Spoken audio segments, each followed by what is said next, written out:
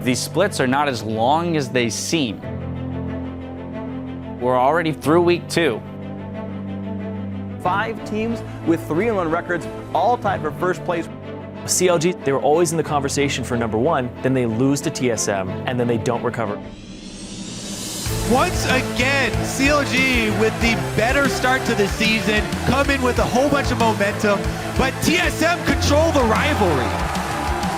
This is the first time that Dignitas has had 3 wins in a row since summer of last year. Dignitas at the top of the table at the end of 2 weeks. We're going to have to see how good this Gravity team is and whether they can maintain a level of consistency. Sneaky's nowhere to go. Othic takes him out. A triple kill for the new AD carry. Looks like Liquid can re-enter this fight perfectly, and they're going to start melting down Team 8 here. The real test will be how they handle adversity as they get into the tougher part of their schedule. With TSM playing Dig and CLG playing Gravity, we'll finally see some separation at the top of the standings.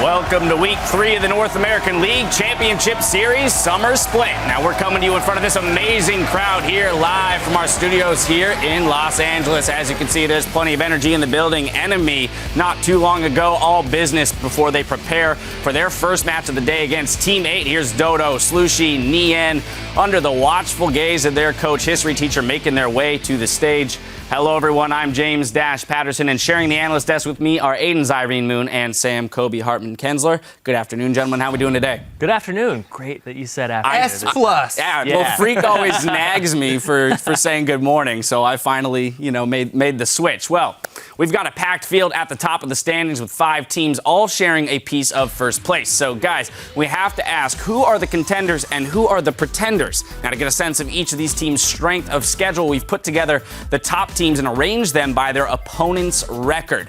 In this graphic, blue squares denote wins, red ones losses. Right, we got a nice little visual representation here, and you can see what we're talking about when you say strength of schedule. The teams that TSM beat has a positive win record for the first couple of weeks here, 7-5. Meanwhile, on the other end of the spectrum here, Dignitas, their opponents, while they are also 3-1, their opponents have only won a single game. So pretty big variance. Obviously, it's a 10-team league. Until week 5, there's going to be a big difference between the opponents that each team faces. All right, well, now let's break down those top 5 teams. Let's start off with CLG, though. Right, exactly. CLG, I think this is a team that is definitely one of the contenders. They started the split so strong, 3-0. And it's not just that they won those 3 games, it's how they looked in the game. They were very impressive wins. Zion Spartan has really been showing up for the team. Pobelter's been integrated very nicely into the team. The thing is, CLG fans always get a little bit nervous after they lose to TSM because they did drop that game, their most recent game, to TSM because they have this pattern of, going on tilt, just losing several games after they lose to TSM. That's going to be on their coaching staff as well as the players to break that pattern. I don't think that there's much to that pattern, but it does exist. Yeah, a team I want to touch on for contender versus pretenders, one that you did at the top with was Dignitas. 1-11 is what their opponents' records are right now. And even though Dignitas is 3-1, a lot of that was off the back of Zingy and his early game aggression. And he's gone now. Helios is coming into the mix, and I feel like Dignitas is definitely in the pretender category right now. They haven't really faced a team that's looked good, and even though they faced Cloud9 and won, beating Cloud9 in this season is the first time where it's not actually a big accomplishment to do so. So they're definitely in the pretender category. And then we look at the team that did have the toughest schedule in TSM after their first loss against C9, which had some people a little bit shaken. They look to have righted the ship here. However, they're still a little Bjergsen reliant there in the mid lane, so that's possibly an area that teams could attack moving forward. Yeah, I think that's a great weakness to have. If your weakness is, hey, I have Bjergsen as my mid lane, I think everybody will agree with you that TSM are definitely contenders. Yeah, and another team that I want to talk about is Team Liquid. They're 3-1, and even though that their strength of schedule was 2-10, just a little bit better than what Dignitas had, I feel like they're more in the we do have to wait and see what this team has to offer, because they play Cloud9 and they play Impulse. So we get that rematch of the 3rd, 4th place match, and I want to see where Liquid stands, because the jury's still out on that team. Right. And then the final 3-1 team is, of course, Gravity. And they made a lot of improvements from just week 1 up till week 2. They cleaned up both their individual play as well as their shot calling, and their off-season changes really seem to be working out already very quickly, which is impressive. We only have to look at last week's OP5. They had 3 of the OP5 from last week. So very good improvements from Team Gravity. But the thing is, whenever we are an organization approaching a system with a continuous improvement initiative, the hardest part is to retain the benefits of those improvements. And you have to standardize and document so that you can build on those improvements in the future and not lose out on what you've been able to improve on already. And when it's such a drastic improvement in such a short amount of time, I'm always very skeptical to be like, are they yeah, really exactly. that Couple of good? games, they haven't, proven consistency yet. Yeah. Yeah, the sample size is tiny. Now, there is one other new variable that teams will have to factor into their strategies going into this week. Echo is available in the LCS. And if the European LCS is any indicator, he could go anywhere. We could see him top, jungle, mid. He was played 5 times, 1-4 record, though, so not a ton of success. Yeah, people are still learning the champion and his weaknesses. But I was talking to teams, and the biggest thing is pick ban right now because they have to throw in Rise and Echo. Do you let them both up and get one? Do you ban both? It's like everybody's still adjusting this week. Yeah, see, that's the thing. I'm really excited for Echo because he has come out strong. However, it's going to take a while for people to get to learn how to use him. He's a lot harder. He's more difficult to use than Rise. So really, this is a good test for teams of how well they can pick up new champions very quickly. And you're always excited to see that. All right, well, let's pull up the standings to get the full view of the field. Now, behind the first 5 teams tied for first, we've got NME Esports and Impulse in 6th place. Cloud9 is in 8th with 1 win, followed by Team 8 and TDK in 9th. Then turning to today's matches, we have NME Esports and Team 8 taking to the Rift in our first game. After that, it's TSM versus Team Dignitas. And we'll conclude our day with another battle for first place with Gravity versus CLG. Then tomorrow, be sure to join us for our game of the week with Team Impulse versus Team Liquid. Some of you will remember this as our 3rd place matchup from the Spring Split playoffs where Team Liquid came out on top. As we mentioned, though, this will be the first real test for Liquid this summer after their 3-1 start. And next, we want to get your input on our question of the day. We're asking what new development in the NA LCS has you the most excited and why? Send your favorite roster changes, team strats, Echo to @LOL Esports with the hashtag LCS. We'll be sharing the best of the best a little later on. Now, this split, we saw the return of several LCS players. Among them was Inox. His journey back into the league has reignited his love of playing and had a profound effect on how he approaches the opportunity to compete on the big stage. I was always told by my peers to take every opportunity I can get, and that the ones who really succeed are the ones that never stop trying and just keep going at it no matter how much they get shut down. If I was to say that I was the same person that I was on EG, I'd be called a liar. I was definitely a happy person. Same with the rest of my team. We all love to be like the comedians, the jokers, like always having fun with things, but I was a pushover when it came to things, and I didn't know how important everything was. It was my first year doing like real esports. I had a lot of opportunities for even simple things such as interviews or going to events and like even interacting with fans on social media or going out and signing things. I didn't really know what to think of those, and I was a really shy person. I missed a lot of opportunities and I had a lot of regrets. 3/4 into my time on EG, I found I can't let that stuff get to me. Like, this is my time. I don't have that long in esports. I need to make use of every little second I've got. When I first started capitalizing on that chance to interact with my fans, do those interviews, I knew it's just what I should have been doing in the first place. It was so much fun, and I could really see the growth every time I do something like that. And not only that, just making someone else happy, because like, I would take the time out to do something like that. I love it. When the time came and I parted ways with EG, I already knew what I wanted to do, which was to continue playing. I was actually set on the mindset of, I need to fix everything that I did wrong in this past year. I now know and have the knowledge. That was just really the driving factor of me finding NME. At first, I didn't really know what to think going back into the challenger scene, but As maybe a week, 2 weeks went by, I knew that it was probably for the best so I could get my fundamentals down as a mid laner. I knew that at the time I wasn't ready for the LCS. Being on NME now and being in the mid lane, it's a lot more natural to me. And that's really just like what gives me the sense of being like relieved. Game 4 against TDK, when we were in that deciding match to make it into the LCS, I actually didn't realize in the final fight that it was the final fight. Flares goes in, Inox as well. The squishy's all going down. It's only Seraph, but Seraph, guys!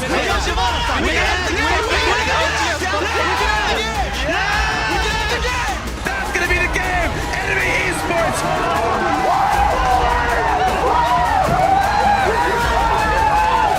Welcome to the North American League Championship Series.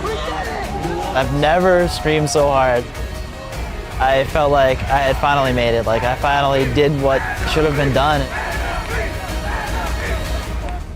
We're all aware, like my team and I, that getting into the LCS was the first of our struggles. The struggles ahead are a lot more tough.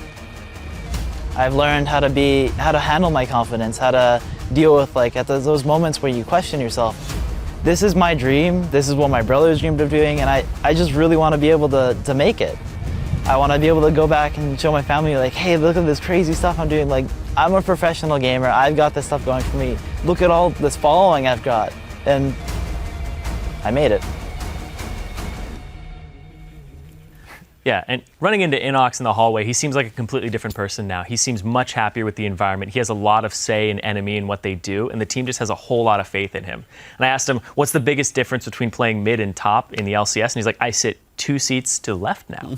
That's the biggest difference. Also, he gets his choice of who he hugs when they win. There you go. That's the big one right there. You have multiple options. As a top laner, you only have the jungler, too. Yeah. Talking about, seizing opportunities. Now he's got multiple choices. All right. Well, hopefully that confidence plays and carries through to the rest of the teammates on his team. We've got plenty of games ahead of us today, so we're going to send it over to our casters to get the games underway. Thank you very much, Dash. And as a play-by-play commentator, all I get is junglers to hug next to me. So you, Kobe, Zyrene. For some reason, you guys all play the same role. Yeah, it's okay. Hey, everyone, what's up? I'm David Frictilli. To my right is Joshua Chat-Leesman, as I alluded to a second ago, and we are setting up for our first game of the day. It's NME Esports versus Team 8. Now, for Team 8, they are still on the hunt for their first win this split, which is surprising when you consider that they were only 1 game away from playing in the spring playoffs last split. Yeah, it's been a tough road, and this week is a new set of challenges. I mean, first off, we do have to mention Slushy. Unfortunately, Slushy has had an important family issue come up, and he will be leaving immediately after this week to attend to it. Don't know exactly when he'll return, but he will be in for this week. And it's most likely going to be very difficult for him to play without distraction. Add that to the fact that Nien is still new to the team, and that Porpoise and Cali Trolls have been underperforming recently when compared to last split. And, I mean, Team 8 just has a really tough road ahead of them this week. That's true. We'll see if they can improve, though. So while Team 8 have to be looking at games like this against other bottom-of-the-standings teams, maybe they can take games like this to start closing the gap. This is one of the games they probably have to win. Yeah, and Freak, Enemy's games have kind of shown an inconsistency that does come from playing your first 4 games in the LCS. They defeated Gravity, then they gave TSM a good fight, but then last week they struggled to close out a TDK sub-squad. And we're also seeing those inconsistencies translate into champion select as well. Sometimes it looks like they have a great draft, other times they give up all of the priority champions to the enemy team. Yeah, we'll see if those plans work out for them in the future. Right now, we're going to check out the starting lineups, though. On the blue side is NME Esports. Top laner Flares, jungler Trashy, mid laner Inox, AD carry Otter, and support Body Drop. And on the red side, of course, it is Team 8. We got Cali Trolls in the top lane, Porpoise in the jungle, Slushy in the mid lane, Yen on AD carry, and of course Dodo 8 on support. Dodo 8 on support. So coaches behind them, players ready to go. All 10 are in the lobby as well. So we've had another week come through. We are on the same patch as last week, if I remember properly. Yes. Still 5-10. But different in the fact that Echo is now able to be selected in this patch. And it's actually really interesting now with so many really strong champions out there. It's the one reason that Echo and Rise basically do get through sometimes, because the red side has a lot of agency when it comes to what they actually decide to ban, whether they want to play a game inflated with these strong champions, or if they just want to take it on themselves to ban it out. Because if they don't ban any, it means they actually get some. Sure, and keep in mind, even though there's the sort of default considered strong champions, there's players who specifically excel on a very small number of them. While LeBlanc is, of course, common, Slushie is really known for that champion in particular, so that has to be banned by NME Esports. Even though Inox could play it himself, they can't risk it. Yeah, another ban that's happened 3 times against NME was the mid lane Kog'Maw. I talked to Inox really briefly. He says, yeah, it's so strange. People keep banning Kog'Maw against me. I've only played it once in competitive play, and it was in Challenger. And I was like, well, have you practiced a lot? And he's like, yeah, I was like the first one to start practicing it, and I played it all the time. Maybe so that's why. Aware. Maybe that's why they banned AP Kog'Maw. But as you can see right now, no Echo bans. We do see a Rise ban. The AP Kog'Maw ban is getting closer and closer to going through. I think we're going to see some fireworks this game. Depending on the skin, absolutely. We'll see if he goes for that one. LeBlanc, Kalista off the table. You mentioned the Gragas and the Rise as well. Waiting to see if the Echo phase is going to be there, but no. Inox surprisingly banning his own Kassadin. That's a little strange. I mean, we know Slushie is good on Assassin types, but he's been happily playing Ziggs for the last month, essentially. And yeah, that's a champion that has not been banned against teammate the entire split and also hasn't been picked by them.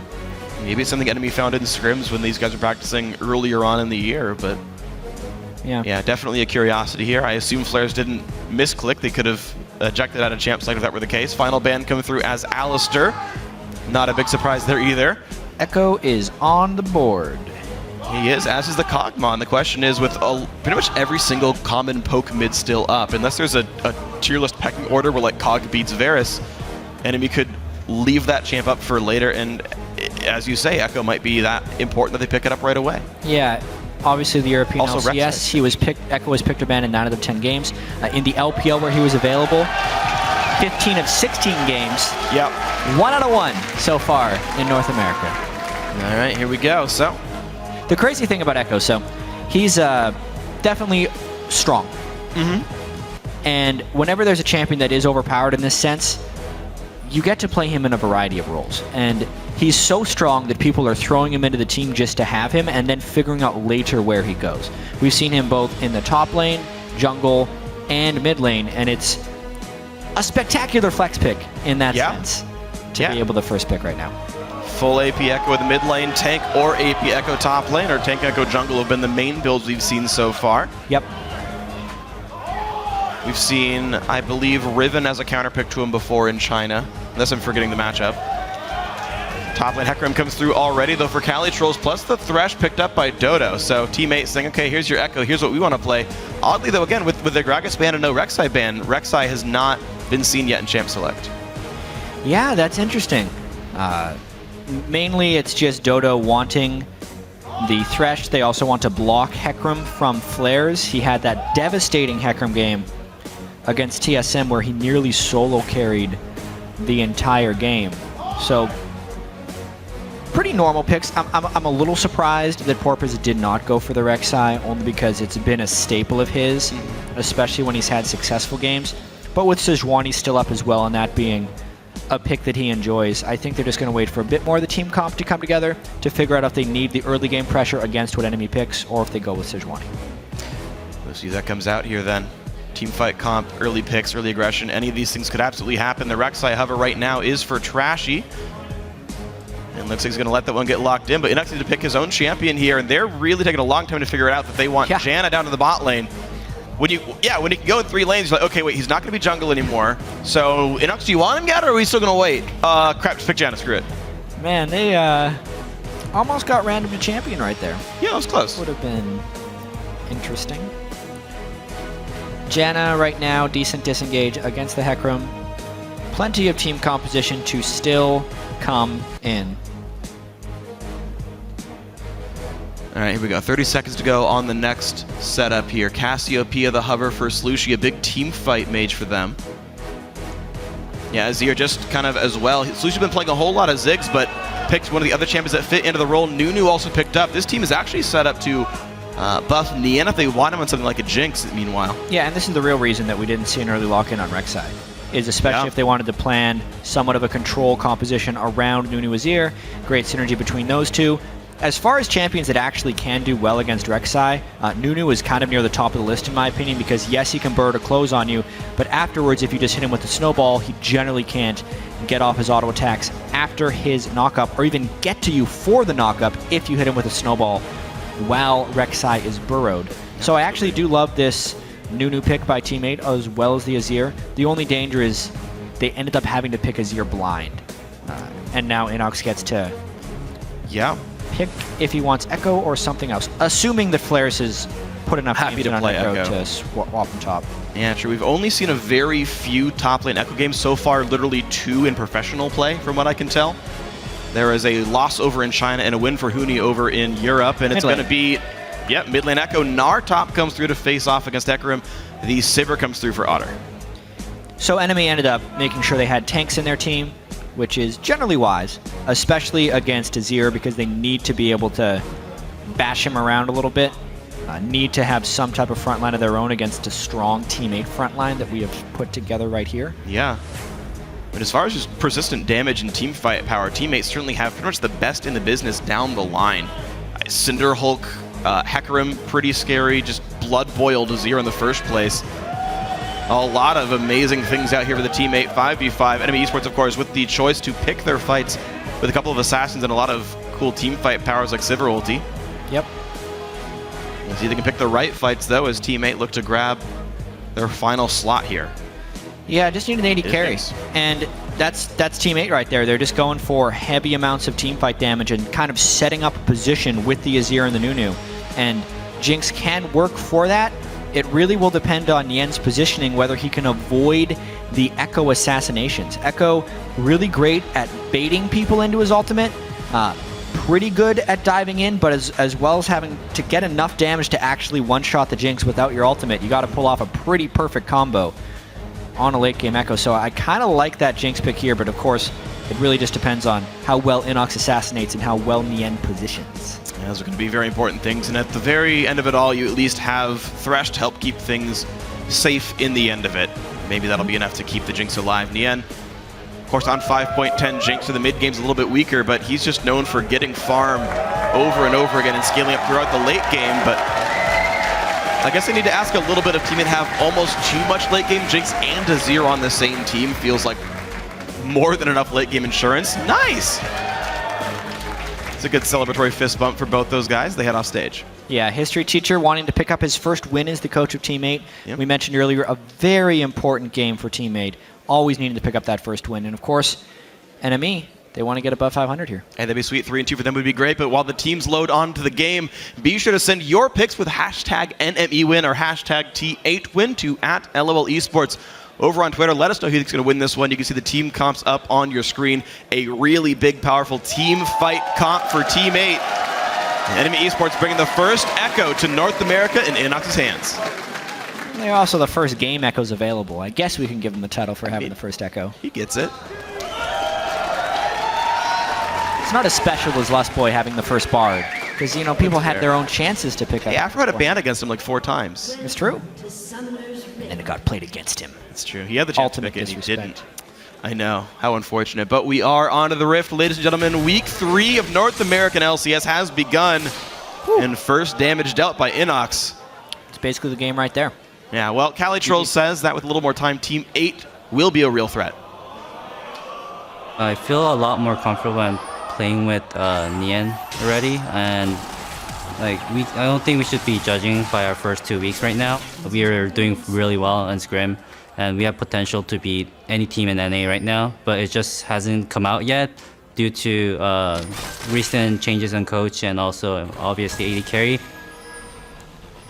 Yeah, as we saw during that right there, Otter sticking his head out a little too deep into the river for that Teammate brute force invade. It cost him his flash, and at the end of the day, Teammate gets their wards in, but that also meant that NME was able to get some deep wards in of their own. What I liked most about this Teammate invade is they spent a little bit longer to get that ward in their own jungle so that they could track where NME entered for those own wards. So this time it was basically all wins for Teammate. They got the wards they wanted as well as scouting NME, and they burned the flash. A really good start for these guys. Deep utility tree for Porbis in order to afford all the wards and everything. just for the interesting insight into his mastery choices. And here we go, Porpoise and Calitrolls will be double jungling up on this red buff here. And on the safe side of the map, as their dual lane is down on that side, as enemy have lane swapped. Yeah, they're... Be interesting here what Trashy's read is. He should know with their lane swap that he needs to invade the enemy red, otherwise he'd be in danger of a bit of a 3-buff, but this should be a relatively standard open. And I believe both lanes were able to get a freeze. Looking into it now, looks like Sivir is actually pushing her lane, and Jinx Otter is was doing this unable to get the freeze. I think this is the standard par for the course when your junglers start on this side of the map correctly, is when you do the fourth wave turret push. Jinx will be a little bit better than Sivir, but Sivir has Gianna, who's better than Thresh in knocking turrets down. So as far as cumulative turret killing power, I would say it's close.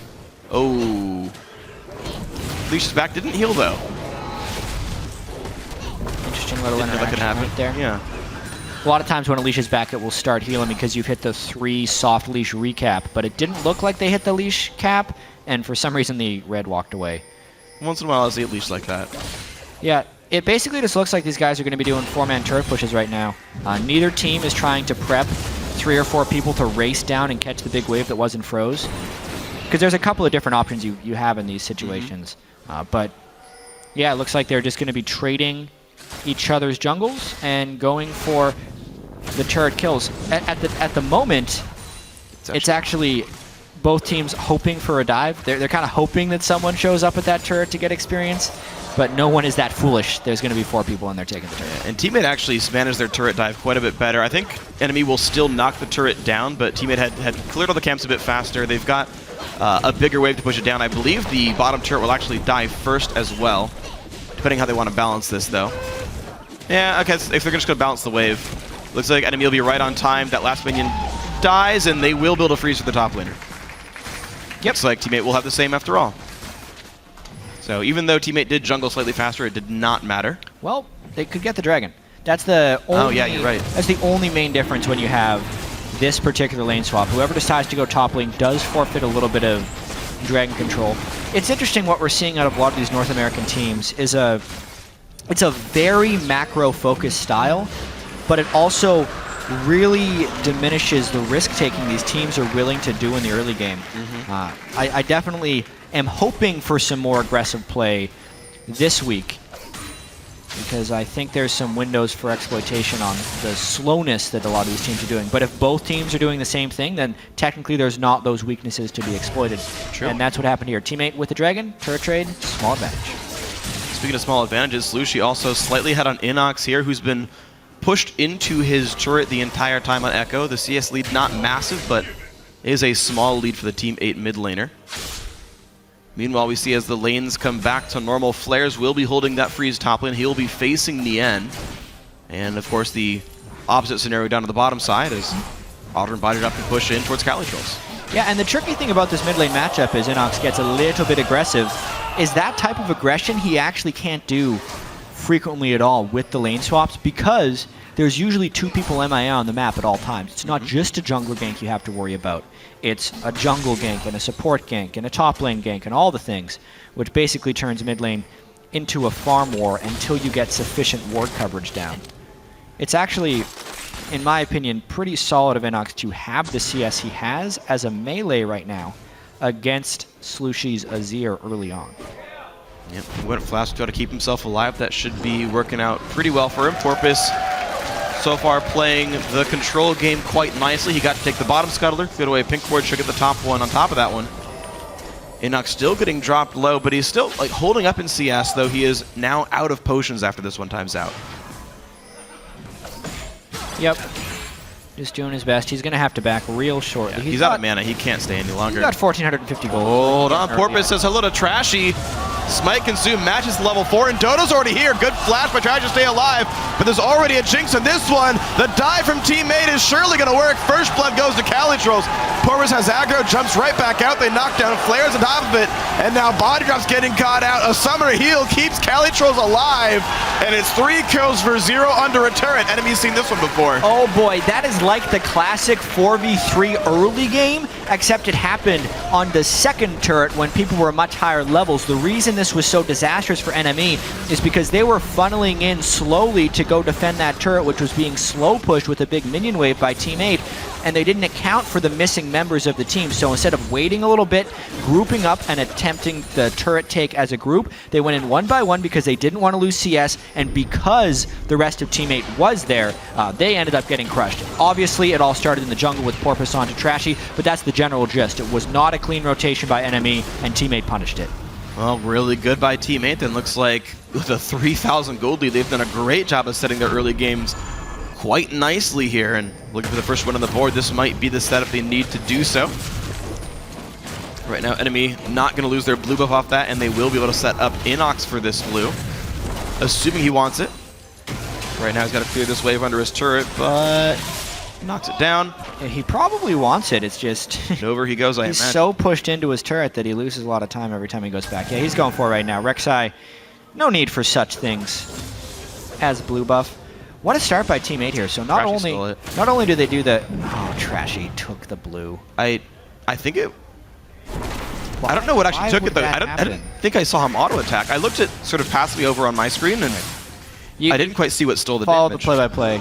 I will watch it on my own screen here. All right, you tell me what happens. Meanwhile, Team 8 still playing very aggressively. Porpoise and Dodo duo invading to kill another pink ward. Inox can't get into his own jungle at all. I don't understand what happened, Freak, with this boost doing. It looks so strange. And a 4-man push by Team 8 into the mid lane. They just keep making the rotations happen. The early Nunu pressure.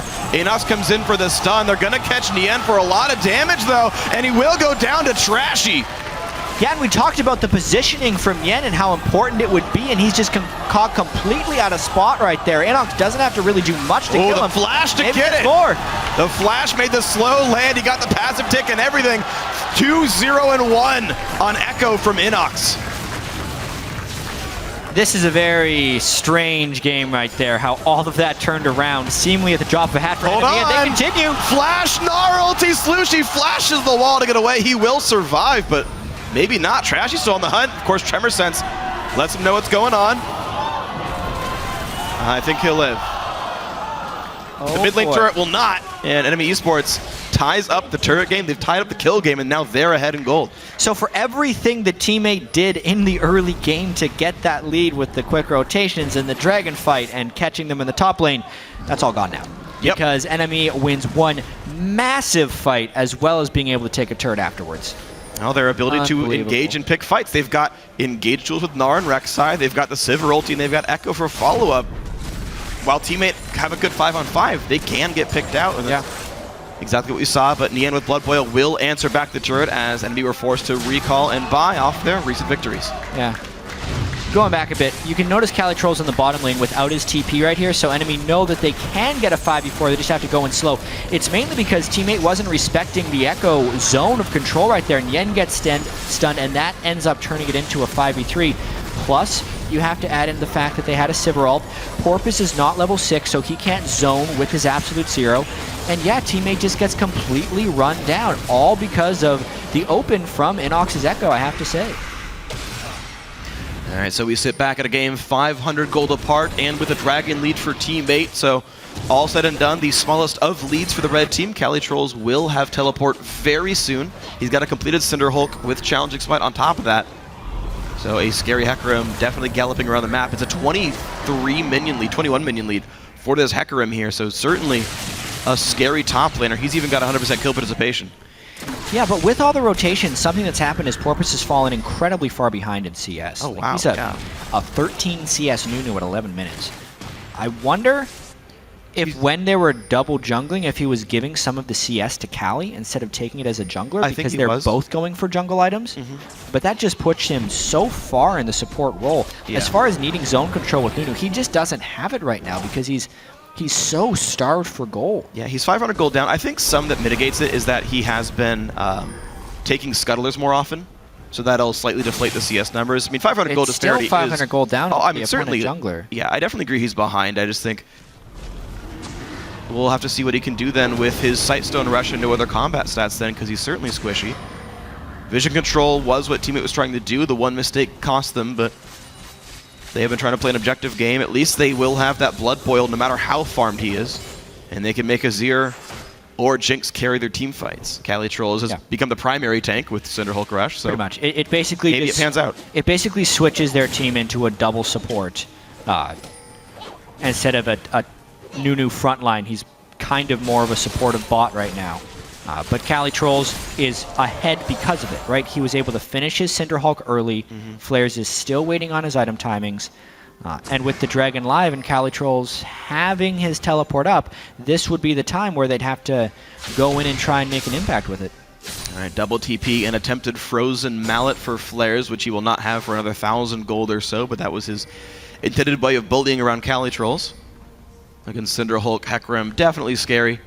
And we're going to see pretty much equal items for those AD carries, equal items roughly for the mid laners, although we are waiting for Slushie to finish his Morellonomicon. He has money for it, he just hasn't backed in a very long time. Flare's now in a battle. Calitrolls very far ahead. He's going to dive right on in and cannot quite get what he was looking for as Flares gets away over the wall. And now Slushie is caught. He is flashless, but he's inside a wall and gets away. Yeah, a little bit of a bug there as he EQ'd over the wall. Could have been visual, not sure there, but he escapes with his EQ, Shurima Shuffle, whatever we want to call it. But because Calitrolls ulted top, because Slushie is low, it means NME is now going for this dragon. Calitrolls could still teleport in. It is thinking about being contested. The Gnar TP should call it off. Gnar TP does come in. Mini Gnar, though, means he's not the most threatening, but it will not be contested as they are missing their star mid laner. Dragons equalized. Gold still 1,000 apart, though, as teammate feeling good about the places they're getting farm. And it's actually largely on Calitrolls, still. Yeah. So, the early CS he was able to get, kind of at the cost of Porpoise, it seems, was giving him that big edge. It was a 2-level advantage he had over Flares, but he could not convert the kill, which is pretty key. And then because of what happened in the mid lane, NME was able to take the dragon afterwards. So it's kind of been a game of teammate having a decent strategical edge, but then either misplaying or getting a little bit caught out just position-wise. That NME is able to capitalize on those small things, which is all that NME's team is built around here. Sivir ultimate to engage them. They need to be able to have really clever echo positioning to get around all the Azir and Jinx things. Yeah. Thresh is already very good peel support, and you've got Azir to help. Like, good luck dealing with that backline. You're absolutely right.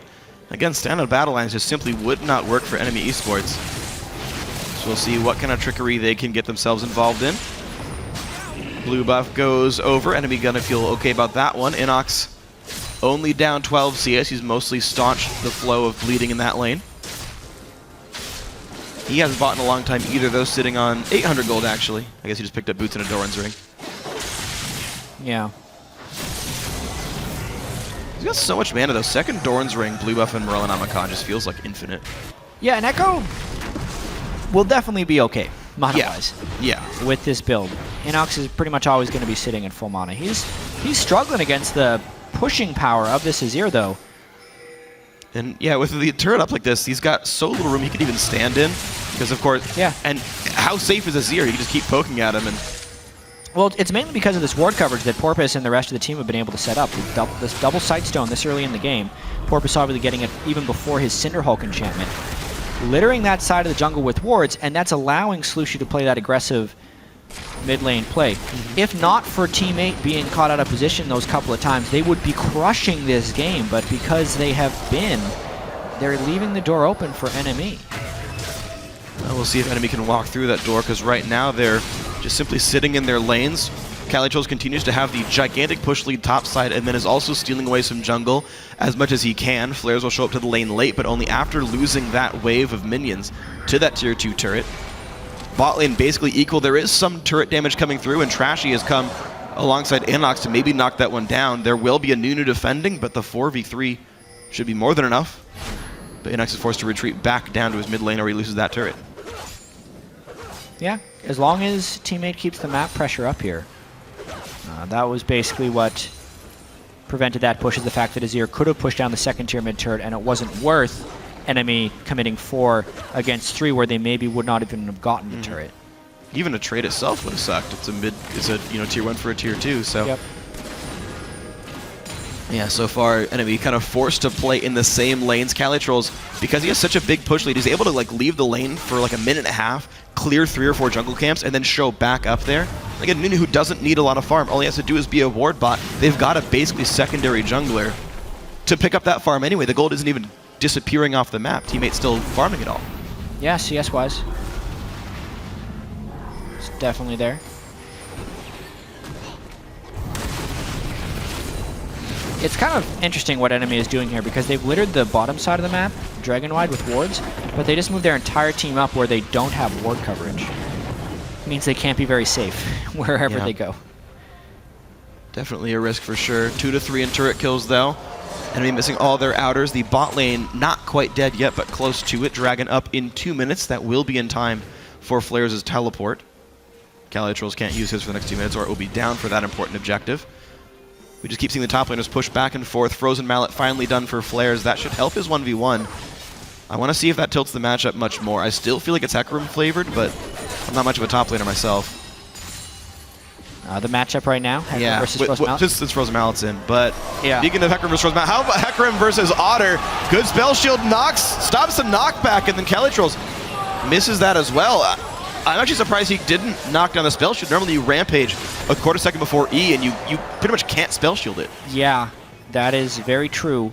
You also kind of have to add in the fact that Calitrolls is on the tank Hecarim, and especially against the Janna who can peel after the burst, it's going to be really hard for Calitrolls to actually apply pressure to Otter. That's true. This may have been one of the matchups where he'd want to go with the Ignite. To speak to the Hecarim-Gnar matchup as well, once Gnar gets the Frozen Mallet, he can really keep Hecarim at bay in most situations from range form, and Gnar can really start to actually bully Hecarim just because of the existence of that item. Wow. He's sitting 1,100 gold down, so if that does happen for Flares, that just kind of shows you how much of a key that item is. Also a level down. I want to see if this does play out any well. Right now, Calitrolls is just happy to keep farming, going for the Spirit Visage second, it looks like. And Dragon's going to be up in 24 seconds here. Calitrolls, of course, did use Teleport to make that play to the bot side, so TP advantage for this Dragon spawn for NME Esports. They seem happy to play just for the Drags right now and letting themselves farm. They have the mid lane cleared first. They've just recalled on almost the entire team. Very, very few people on that squad have golden pockets. Similar situation for Teammate, that they have a bit more outstanding. Yeah, they've been so passive after that early getting caught out of position by Teammate. And this has been a struggle of Teammate kind of throughout all of their struggles is Calitrolls as their shot caller. They haven't been able to find the right ways of kind of capitalizing on any early advantages. It happened last week. It seems to be happening again. They're supposed to be implementing a better system now with History Teacher. Nien coming in, everyone really loves his positive attitude. It helps them make calls in game. I imagine it's working very well in practice, but as far as actually on the LCS stage, we haven't seen it come together. Yeah. But meanwhile, we're actually seeing NME Esports, the one actually making aggressive choices. They did secure the Dragon. They've now lane swapped Inox to the bot lane. He got the turret because of it. And now Otter is being sent to the mid lane to hold this. Gives Body Drop more room to roam around from this sort of base of operations. And it looks like NME Esports have managed to put in a good number of aggressive wards onto the other side of the map. Meanwhile, we don't see any at all from Teammate, so the ward game is going the way of the blue team right now. Yeah. But because Dragon was just taken, there's just really not many objectives up on the map. This is kind of your classic game of 3 turrets down on both sides. Because they've traded advantages, neither team really wants to overcommit into a choke point because that's when they run the risk of getting destroyed. I mean, if Slushie now with the Death Cap and Relanonomicon ever catches NME in a bad spot, he's going to be able to crush them with Azir, whereas Teammate, if they try and get aggressive, they always run that risk of walking into an Echo clone, who then ults back and kills everyone. Absolutely, yeah. Chasing into an Echo team is super risky, absolutely, especially an AP Echo. He's gotten Relanonomicon into Luden's Echo.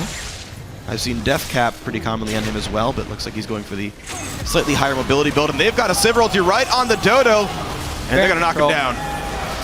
Baron control is the next logical step. 20 minutes into the game, Teammate did not have the ward control. Get an easy pick with Siverald. Here comes Inox. Yeah, careful, they're right on top of an Azir turret next. Got to get right back out of this one. And in comes Hecarim.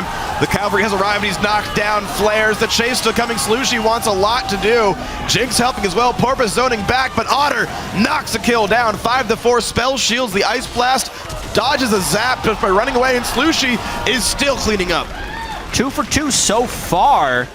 Inox on the backside. Very chaotic fight coming in there with a half turret dive into Calitrolls entering from the backside. It is Teammate that comes out a little bit on top health bar wise. They're trying to get a push down the mid lane right now.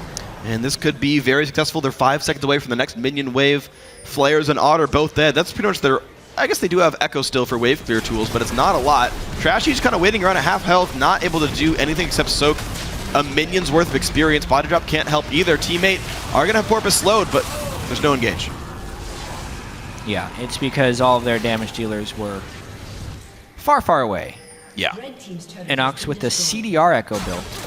I'll talk about that a little bit. His recommended items for Echo are Luden's Echo and Lichbane, just to kind of multiply his AP ratios up there a little bit, and because with his E he gets a lot of auto attacks off, plus the move speed is great for his assassination CC pattern. As you can see here, it was just Dodo going alone to try and get a ward in. They were worried of a Baron rush. He could have waited another 5 or 10 seconds to get some backup to go in there because the Baron would not have been down quickly enough. Outside of that, they then try and dive on top of an Azir turret, but there's never going to be any follow-up, and they have no eyes on the Hecarim. And here goes Slushy. Ooh, flash knock about a Slushy. The ult is going to buy a bit of time, but not nearly enough. Inox takes him out without even having a flash over the wall. Another 1 for 0, and this time no Azir turret to stop any further pushing. Yeah, just a really messy game right here. It's going to just come down to positioning properly and getting the right wards up, but mainly sticking together as a team. A lot of split decisions being made by individuals here that are costing them. Sometimes in an overly patient game, patience is the key, which is what's happening right now. Because all the mistakes are actually being, some of the mistakes are being capitalized on pretty harshly. Enemy wants to dive here. Oh, they land the stun on a Porpoise. They go in, but Inox taking a whole lot of damage. Chain feared, Chain CC, and ults back in, but Ignite is on. He's got to run away. A lot of damage dealt. Ricochet cannot quite claim any victims, except maybe this turret going down after 3 more auto attacks. Teammate zoned away. NME Esports get the kill off the earlier Slushy pick. Yeah, Inox was in the turret long enough that his clone was actually able to do damage to some of his opponents. Where's this Jinx rocket going? Oh, man! Ooh. Well, he's fine. Still look cool. Unfortunately, no fantasy points for sweet-looking ults for Nien. It's true. Definitely true. One thing we haven't kind of touched on. You always mentioned in Challenger, Nien's team would pretty much always lane swap to get him into the mid game. Yeah. In a good spot. Well, that's what Teammate ended up doing this game. They had the lane swap, and as we can see against Otter, Jinx versus Sivir, they're pretty much even in CS. So this is a game where Nien doesn't have to play from a deficit. He has the same items, and honestly, Teammate should have the better team fighting team, as long as they're not caught out of position by some sneaky Inox plays. And at this point, Jinx is now a bigger damage threat than Sivir in about 95% of team fights, so it only gets better for here from Nien. And again, Blood Boil is amazing. Still only 1 point though. Porpoise has 3 in Consume, maxed Ice Blast. The, I believe, 5 attack speed per level on Blood Boil does not seem to be worth it for him to put any more points into that just yet. I also kind of think it should be Blood Boiling the Azir. Sure. I feel like Azir does more damage. That's fair. In these team fights. Secondary Blood Boil target will be Jinx. Okay.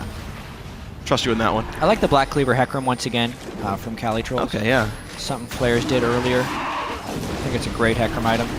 I think it especially fits because he hasn't gone Triforce. I think you can't afford to get more than 1 offensive item on most melees here, so with Center Hook, it does fit the build. At the moment, though, Teammate just has to stall a little bit and then teleport in, but they don't have flank wards for the teleport to come in. Calitrolls is trying to recall 4 home guards, but he can't do that yet. He comes in late and doesn't have home guards. Dragon 3 already picked up, and the Sivir ulti to get the team out. NME Esports clean Dragon take and the retreat. They miss an ult for it, and they give pressure on the mid lane for Teammate, which they're going to use right away to clear the wave. And what can they pressure? Except Baron. They can try and pressure Baron. They're going It's through a bit of a desperation play right here. They just fumbled their teleport play. If they're going to be threatening a home guard teleport Dragon, they have to have the Hecarim in base. That's why Enemy was able to rush it. Now they're Scrying Orb on top of the Baron. Sivarolt has been burned, so the initiation potential isn't that great for NME. They just had to show up. That's all they had to do. They had to look at Teammate, and they had to go off of Baron. And Teammate didn't want to engage. They had the Kalitro's ulti, but they thought it was not going to be enough to pick the fight. They do get themselves over to this left side of the map, though, and they've also pinched top lane, so in the grand scheme of things, they've gotten in, but they're still unwilling to push in. Flares will have Mega Gnar. Azir ult says, don't you even dare try. And if there were a minion wave, that would be a turret kill, but Teammate do not stick for it. Yeah. It's still a very close game Yeah. after all of this. And honestly, these are teams that are looking for wins wherever they can get them. Teammates still needing their first win of the split. It's become more and more about this Baron now. And knowing that there's already an Azir ult down, and no teleport for the Hecarim, there's some very real vision gains that can be made by NME right here, if they can sweep properly and deny the vision from Team 8. Right now, they're going to have Teammate hold the mid lane up. No lanes got pushed off those recalls. Enemy just kind of sat around Baron and hoped they could bait the enemy team in. That didn't happen here. Otter has to be afraid of Kalitro's a little bit. Janus Shield says, I feel good. And we're again at a 1,000 gold game. Of course, neck and neck here. Teammate at 0-4. Enemy Esports at 2-2 in the overall North American LCS. Now that Enemy have had a couple more weeks to work with Trash, it seems his individual performance has gotten a bit better throughout the split. Inox still seemingly the hard carry of the team. Great Echo games so far. Yeah, I want to see if he can transition that into these late game team fights, because yes, we've seen Echo do some really crazy things, but now that he's been out a bit longer, all 2.5 weeks, if Teammate can avoid falling into the ultimate, and if Echo can't get off his ultimate, his effectiveness is greatly diminished a lot, and especially with this NME team. Like, they don't have too much to actually lock people in Echo's W so he can get the stun reliably, unless Trashy goes in, you know, really well with kind of a flash Rek'Sai knockup to get them started. Really, we have to pay attention to Inox in these fights, because he will make or break this game for NME. And so far, he's made it 100% kill participation, 4 of his team's 6 kills. You think it's pretty much all about him in this one. Enemy Esports have just taken turns having one of their players carry. In their breakout game, it was Otter's Vayne. This game, it's Inox's Echo, and earlier they had almost gotten the win off of Flares' Zarelli, but this time around, they're going to get the knockup and the stun on a Porpoise. Nunu gets a Lantern out, the box comes in, and they just cannot get the kill. Inox at half health, forced ult out for no damage, and the counter engage comes in. Kalitro's knocks back Trashy, gets one, and now the tanky Hecarim. Yeah, and look at Inox just going back in. No ult this time, though. But look at the follow-up, a double kill for Azir. Jinx is in the fray. Nien can't quite catch body drop, but it's a 3-for-1, 4-for-1. Yeah, and making or breaking that game. Inox could jump in, but he never got a good ultimate off. He had to go back. They couldn't finish Porpoise. Focusing Porpoise and Thresh in the first place doesn't deal with the real issues of this team, which is Nien and Slushy. Despite being down 3 dragons with the superior late game team fighting composition, Teammate takes that fight heavily in their favor, 4-for-1, plus the Baron afterwards. So that's what Teammate needed. Yeah, looking at this one more time as well. Inox saw the pick opportunity, but honestly, the real pick opportunity was Porpoise and Slushy and Nien down on the bottom. All these people up top are just distractions. Teammate down at the bottom of the screen are the real guys. Slushy coming over the wall, and the Azir damage is the real threat. Because NME could never funnel in at the right moment, Inox gets chunked by those Azir shots. It allows Nien to come in from the back afterwards. It feels like Enemy aren't respecting the fact that a 5-on-5 is not good for them. You can't chase through Azir and Jinx with proper peel. Just the damage just feels too high. Yeah, it really appears like Enemy got trapped into a fight there, because they were going for the quick pick kill onto Porpoise. When they didn't get it, they saw the Lantern, they saw how low he was, they thought they could keep chasing. It ended up kind of tricking them into a team fight. Now they're against a Baroned up Azir Jinx team, completely on the back foot despite being up dragons. Yeah, that's pretty rough. And Dragon up in 45 seconds. That will be during the Baron buff of Teammate, meaning they might get a second one themselves. Top lane tier 2 being defended for now. Kalitro's is killing a ward on the flank. Like, Enemy has to know a tower dive could happen here. And the tank line, I feel like, is big enough that they could tower dive. Calidros walks away after pressuring the mid lane, but that gives enough time for top 2-2 to go down. Teammate split pushing quite cleanly. Yeah. Even with Baron minions, Sivir is still a pretty good wave clearing champion, but because of the split push there by Calidros, it sucks enough attention down to the mid lane and let them get the outer turret. It's the outer turrets there. I call them the middle tier turrets, I guess. That are the ones that are the real target of the first Baron of the game. That's mainly what Teammate is focusing on getting here. If they got an inhibitor turret, it would be a big win. Yeah, there's always a chance. A misstep or a great play can always end you up with more than you expected to have. We had a fairly slow game for the first 20 minutes, but recently it's picked up. Slushi gets a blue buff steal on his way out, and Calidros will even try to snag this red. Now, he is alone in this one. It's flashes, but he has the ulti. Gets away with his life. Red buff will go to Otter after all.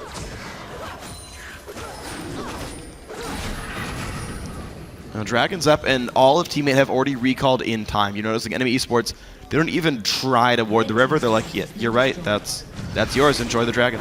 And here's the big thing. Calidros back in base. I thought he was going to wait for home guard TP threat, but he just ends up running down and they take the dragon anyway. Would have been great to prep a dragon, but because it was uncontestable anyways. Ooh, NX not quite in range. Lich Bane, Ludens.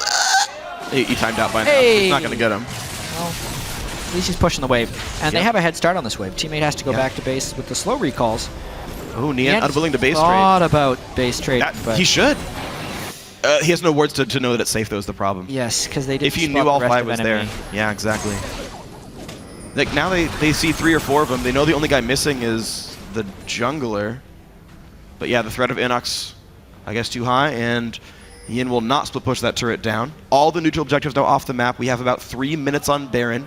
Look at the ward, the lack of wards right now. 1 scrying orb, it's on Nien. We know that enemy needs to be able to get a quick pick to win these fights if they can catch someone scattered out of position. Wow. Teammate, they're like, we see Sivir. It's a bait. I'll bet you they're all in that brush. That ping is what that meant. Yep. That was slick. Yeah, and a big wave stacking in the bottom. Need to be cleared. The funny thing is, enemy being stuck in the base means basically nothing. Both their buffs are gone. Dragon and Baron are gone for 2.5 to 5 minutes for each one. Teammate, like, there's literally nothing worth them warding, really. They're going to be the aggressive team, it looks like. They just get wards back in the bottom left of the map, at best. And Slushi hits some really powerful item breakpoints right now with Ludens and Deathcap to go with his Void and Morellonomicon. The first soldier move with an auto attack, just that, placing a soldier, queuing into someone with it, proccing the Ludens, and then also having the soldier hit you once, is at least half of Inox's health or Otter's health if he doesn't spell shield. And that's not even where Azir gets most of his damage, which is from a sustained fight. But they're trying to pick off Nien. Where's the positioning? Teleporting in. No home guard for the Hecarim. Azir's far away as well. It's going to be a bit of a 4v3 at the start of it all. They jump in onto Porpoise because they cannot catch Nien. His ult only hits Trashy and Calidros. Very tanky in the front. Dodo shows up. Porpoise still taking damage. Calidros just refuses to go down. Finally picked up by Flares. And there's more coming in for Inox. Azir now joins the fight. Can Slushi get anything here? The carries of Teammate are still alive, but their front line is gone, so they have to be very hesitant about how they approach this. A hook would be great. Right now, enemy running towards the other team's base, but they have the speed, and because of the lack of front line, it's very hard for Teammate to approach. Not a group right there when they were caught out of position. Enemy going to try and push the mid lane.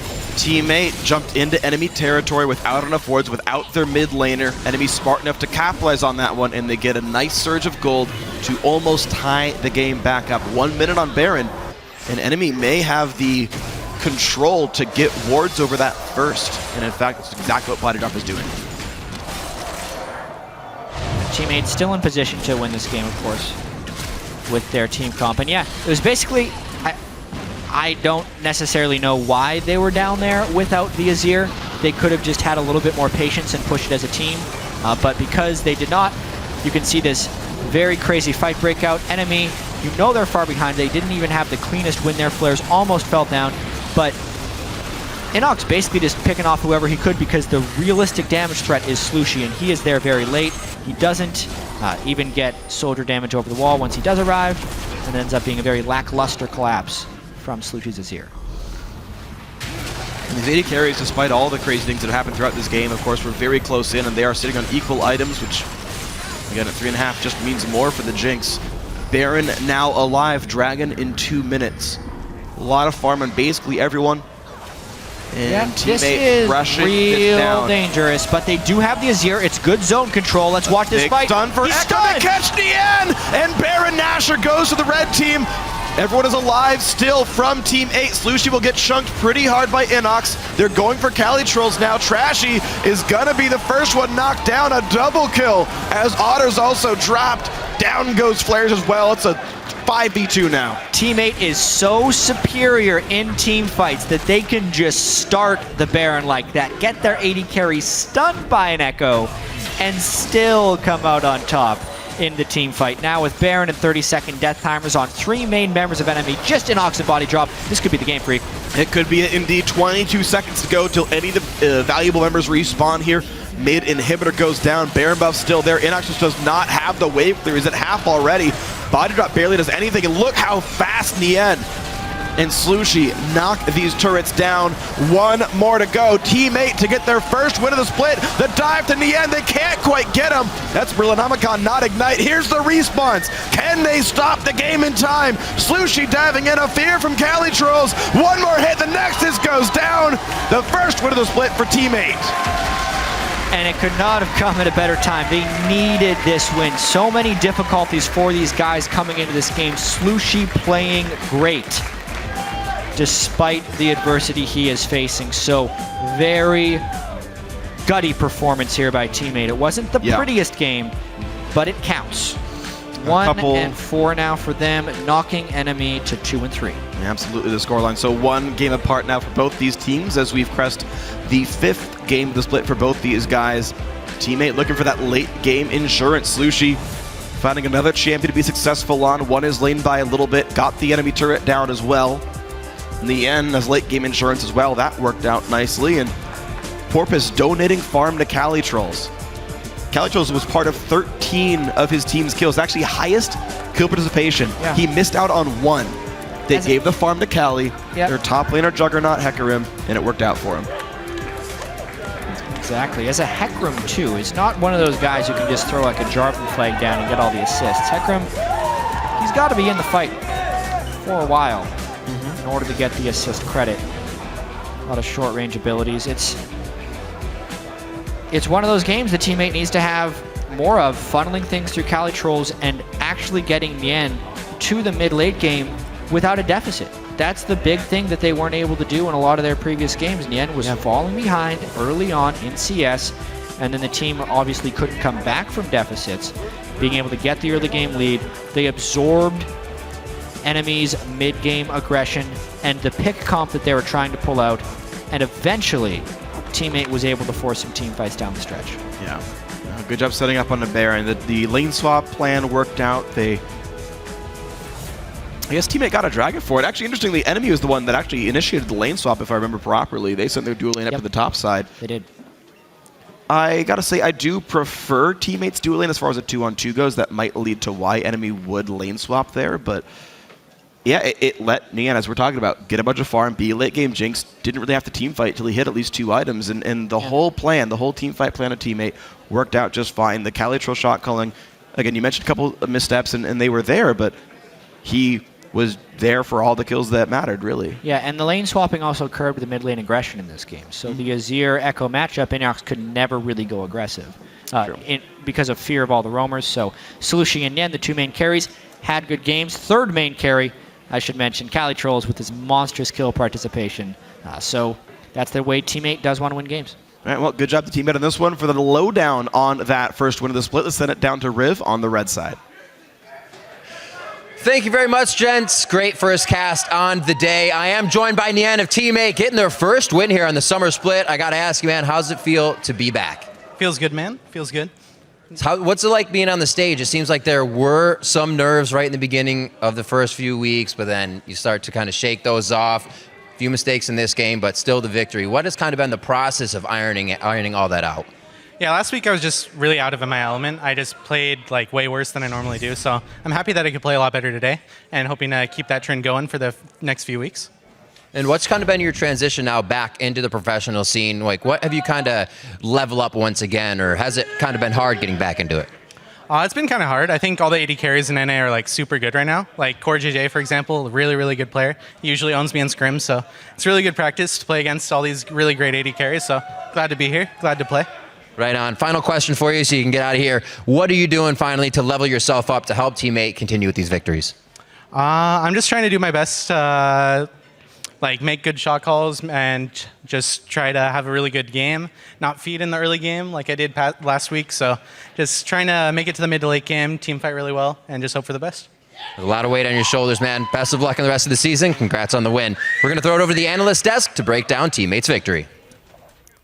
Thank you, Riv. First win there picked up for teammate. Very big for them, especially given the fact that they are going to be losing Slushy after this week. Though, let's kind of figure out how exactly they came up with this win, because we saw a lot of early aggressive moves there, especially made by Porpoise early on, which we hadn't seen in the first couple weeks of play this summer split. Yeah, they had a really good early move at the top turret, able to get that 3-kill lead. They also got the objective lead from it, catching Rek'Sai while she is using Tunnel, is in the jungle and able to press them and shove them off of the turret. That was a really good start for them. However, in the mid game, a lot of good plays, from NME and some, oversights from teammate allow NME to get back in this game, using Echo, using a lot of those vision plays as well. Yeah, and that top lane dive actually put Cali Trolls ahead, so he was in a point where he's shot calling from ahead, and it set up this Hecker that has TP Smite, so he just starts snowballing, and Flares was pretty much a non-factor this game. You never saw a team fight where he jumped in with a Mega Gnar ready to go, so he wasn't on the same page as his team, and they weren't ready for a lot of those engages. So he was like, just faded away. Yeah, Jab mentioned the kill participation of that Hecarim. Really great kill participation across the board, though, for teammate. I want to hit back on the point that you brought up, Kobe, which was a couple of those mid-game falters. We're going to bring up the replay 8.5 minutes into the game. Watch a little bit of Echo play here in NA. Inox, the first person to pull it out. Take it away. Right. So at this point, Enemy are working with a fairly big deficit because of that top turret action that went down. However, this is one of the reasons why I really like seeing the new champions picked up immediately. Not only does it take a long time to learn how to use the champion, but also how to play against the champion. Let's roll the clip here and we'll see that Team 8, they don't respect the W. Echo really amplifies this new champion effect because of the timing delays on his abilities. He gets the double stun there and doesn't even stick on those targets. He runs immediately towards the back line, looking for extra kills, allowing his team to clean up those ones, having the faith in them. The flash here. Yeah, beautiful flash there to be able to get that Q as well. So I really like to reward players, like Inox, that want to pick up the new champion as soon as it's available, and they get to use those slight edges because the enemies, they're not used to looking for the animation of the W kick. It's got a really long activation time, so you can work around it. As people get more and more used to it, we'll see them play around it better. Yeah, and as the parallel convergence was coming down, his time winder, the Q, had already hit Nien twice. So when he jumped in, he got the movement speed bonus and then was like, all right, you guys handle Nien, I'm going to rush. I'm running for the hills. We're making a comeback, and it's starting right now. And we've also talked a lot about what lanes he would show up in, top, mid, jungle. Shows up in the mid lane here in the first game, but I do also want to look at build paths because pro players are throwing out a lot of different options. You hear a lot of discussion on Twitter. Everyone thinks there's a better build. We saw that Morellonomicon Lucidity Boots cooldown build for Echo this time around. Yep, I definitely think CDR and Mono Regen's the way to go on him at the moment. I see a lot of solo queue where it's like Ludens, Echo, Lichbane. It's like you need some CDR behind that because the base cooldowns of his abilities just kind of in the mid-high range. Exactly. I just think it's more reliable having the cooldown reduction because you can get those combos off a lot easier. The thing is, there's definitely importance. You still want to go for Ludens and Lichbane. Those are very good because the whole point is to have this bursty front end damage to get them to the 30% threshold. Then you've got this amazing execute passive built in, and you can clean somebody up. If you try and rush that, it's a lot more risky of a build. You can snowball way harder, though, in the mid-game while people have, less defensives. But it's just, I feel like that's too risky for pro play, especially. All right, now I want to skip a little bit further into the game, switch back over to Team 8. We're going to go 29 minutes in. 4-for-1, that nets them Baron. This was a huge turning point here for Team 8. Yeah, this was NME really setting up some picks around the Baron and trying to bait it out. But what ends up happening is they end up baiting themselves, because as we roll this clip out, you're going to see they throw everything at the tanks and the tank line, and they start soaking the damage when Nien and Slushy are both very vulnerable off on the side. So you're going to see everybody jumps in here. The parallel convergence is down. It's like, all right, Porpoise gets stunned, throw everything on him. But look at Slushy and Nien. They don't have a tank line near them, and the TP comes up on top. So you see Flares, this is the time that he jumps into the fight. And he's like, oh, I nard the wall. He doesn't hit anybody in this fight. He goes after Nien to try and zone him. But on the left side, Inox is blowing everything on Porpoise and Cali Trolls. So it ends up being a 4-for-1 after the chase down, because the damage dealers, where we have an Azir and a Jinx, and they are untouched. That is how those champions want to play League of Legends, is just completely from the back line. Yeah, the team comp there from Team 8 was just beautiful. They had so many threats from all three of their solo lanes, and a Smite TP Hecarim is even more snowbally than the regular Ignite TP Hecarim. So when he had a good start, Cali Trolls is going to be a huge, huge factor. All right, well, great win there for Team 8 to kick off their week 3. Of course, today's games are already delivering with Echo Play. Coming up next, we've got a battle for first place between Team Solo Mid and Team Dignitas. We'll be right back after this.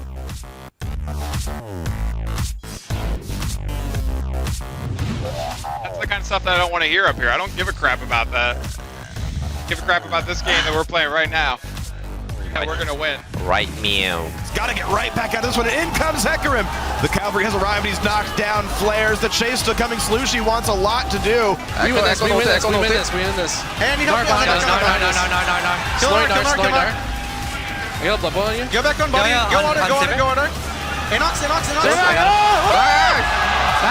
Let's go, baby! Slushy will get chunked pretty hard by Inox. They're going for Cali Trolls now. Trashy is gonna be the first one knocked down. A double kill. Here's the respawns. Can they stop the game in time? Slushy diving in. A fear from Cali Trolls.